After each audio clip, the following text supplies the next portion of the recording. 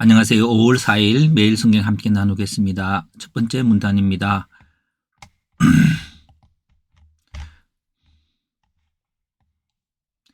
베드로는 이 일은 하나님의 영이 모든 육체에 부어질 것이라는 요엘의 말씀이 이루어진 것이다. 어떻게 이루어졌을까요? 사람들이 죄한 것이 아니고 말세의 내용을 모든 육체에 부어주리니 자녀들은 예언하며 젊은이들은 환상을 보며 늙은이는 꿈을 꾸는 그런 말씀들이 이제 이루어지게 된 겁니다. 예. 자, 여기 이 말씀은 하나님의 말씀을 소유하는 형식이 어떤 비전으로, 이미지와 비전으로 이렇게 오는 것들을 보게 됩니다. 주의 크고 영화로운 날에는 누구든지 주의 이름을 부르는 자는 구원을 받게 됩니다. 예.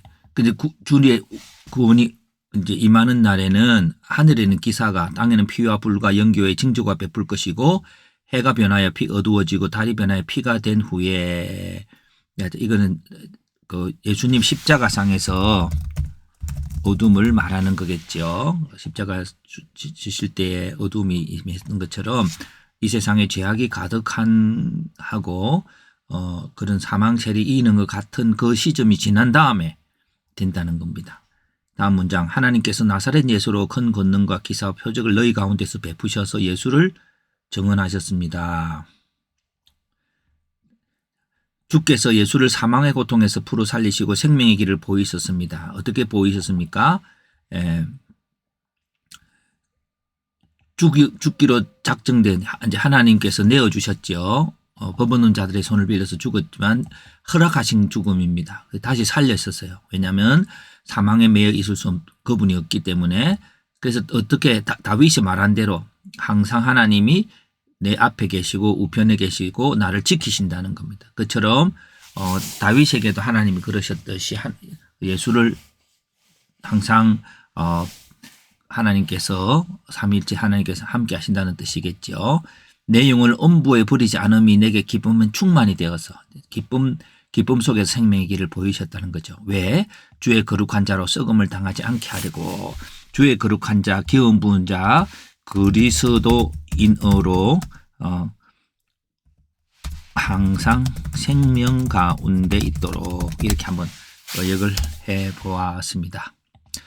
그 다음 문장, 하나님이 예수를 다시 살리시고 오른손으로 예수를 높이시며 예수가 약속하신 성령을 아버지께 받아서 너희에게 부어준 것이다. 예, 어떻게 부어주었을까요? 선지자 다윗 후손 중에 한 사람을 다윗의 위에 앉게 할 거라는 하나님의 맹세를 말한 대로, 다윗에게 말한 것이죠. 꼭 기록된 성경대로. 왜 성령을 부어줬을까요? 원수로 발등상 되게 하기까지 너는 내 우편에 앉아 있으라는 말씀을 이루시려고. 그러니까 성령은 이 세상의 사망의 세력을 부서뜨리기 위해서 주셨고요. 그리고 너희가 십자가에 못 박은 예수를 하나님이 주와 그리스도가 되게 하셨습니다. 예수를 높이신 것입니다. 자, 이 문장 신학적으로 매우 중요한 문장입니다. 자, 너희가 십자가에 못 박은 예수를 하나님은 주와 그리스도가 되게 하셨듯이 너희에게 성령을 보내셔서 사망 가운데 있는 너희로 하나님 우편에 앉게 하신다 라고 저는 정리해 보았고요. 다시 살리시는 성령님으로 한번 패턴화해 보았습니다. 다시 살리신 분은 하나님 아버지고, 성령의 행함은 죽은 자를 살리시는 거죠.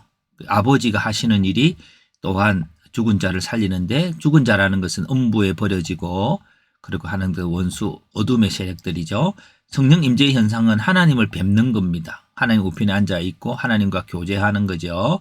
함께 다스림입니다. 자, 성령의 가장 특징들이 가장 중요한 것이 바로 성령은 하나님 뜻을 이루는 것이고, 그래서 하나님과 함께 다스리는 겁니다. 그 성령의 역사는 뭐냐면 행함과 역사와 비슷하지만 하는 일이라고 할까요?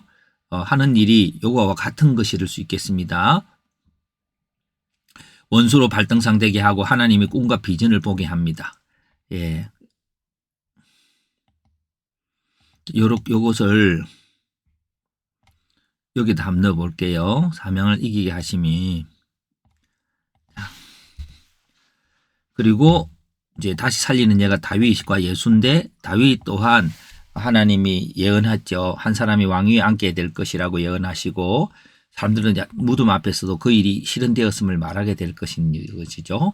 그 예수는 살아 계셨을 때에 큰 권능과 기사와 표적을 행하셨고 그리고 하나님께서 그 예수를 높이셨습니다. 주와 그리스도가 되게 했습니다. 그래서 사람들이 십자가에 그러나 못 박았지만 하나님이 다시 살리셔서 지금도 우리와 함께 성령을 우리에게 주셔서 예수는 약속하신 성령을 받아 이것을 백성에게 주어 주셨고 성령의 능력으로 우리는 사망의 세력을 이기는 일을 하는 겁니다. 다시 살리시는 성령님 이걸 좀 더 간편하게 해석해 보겠습니다. 성령님은 우리와 함께 하셔서 예수님께서 행하신 생명을 주는 일을 계속 하신다. 이게 이제 이 본문에서 가장 중요하게 생각되는 것 같습니다. 그래서 이걸 좀 더 길게 해석해 봅니다. 성령은 다시 살리시는 역사를 하십니다. 예수님께서 살아계실 때에도 아버지께서 예수님의 권능으로 예수님으로 권능을 행하게 하심으로 예수를 정언하셨습니다. 또한 법 없는 자들이 예수님을 죽음의 고통에 내어 주었지만 하나님은 그를 다시 살려 부활 승리하게 하셨고 그 원수들을 발등상하게 하기까지 싸우십니다. 그 싸움은 어떠합니까? 이때 예수님께서는 성령을 아버지로부터 받아서 그의 백성들에게 나눠주고 하나님 보좌 우편에서 함께 앉게 하여서 사망과 원수로 발등상되게 하기까지 우리 백성들과 함께 싸우죠. 이때 성령을 받은 그의 백성들은 다윗처럼 항상 하나님을 뵙게 되고 하나님의 꿈과 비전을 받아 성령의 능력으로 생명을 가져오는 이기는 삶을 살아가게 됩니다. 예수를 살리셨듯이 우리로 하여금 어둠과 죄와 사망과 고통 가운데 있는 자들로 하나님의 영원한 생명을 누리도록 하시는 일을 하게 합니다. 생명 주는 일을 위해서 살리는 일을 하기 위해서 성령이 오셨고 그 일을 예수님이 행하셨던 것과 똑같이 지금도 예수님과 함께 성령님의 동행하면서 살리는 일들을 해 나가는 일입니다. 그 일이 바로 오순절에 있었던 현상이고 베드로는 그렇게 오순절의 현상을 설명했습니다.